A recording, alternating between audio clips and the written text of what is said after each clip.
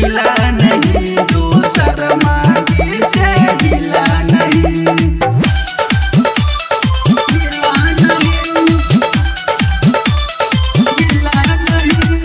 DJ विकास बेतिया।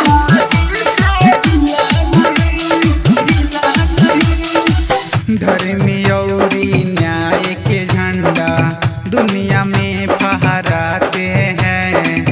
विश्वकर्मा वंशी है हम, शर्मा जी कहलाते हैं।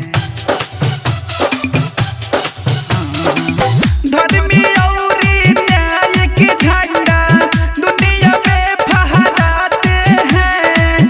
विश्वकर्मा वंशी है हम, शर्मा जी कहलाते हैं। दोहरा से कहीं हम बात सही, ऐसा कोई सिला नहीं। अरे सुन, ऐसा कोई जिला नहीं जो शर्मा जी से हिला नहीं।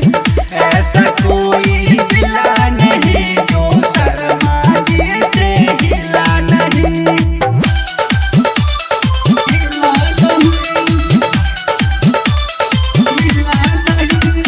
डीजे विकास बेतिया।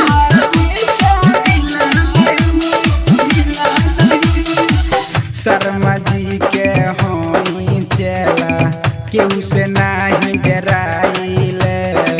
दुश्मन लोग के एक पल में छक्का हम छोड़ाइले।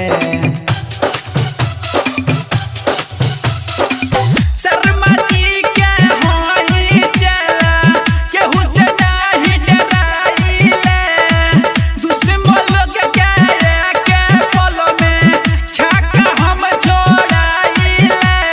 मोतीलाल मतलबी राजू भाई, लगता किसी से मिला नहीं। यार सुन, ऐसा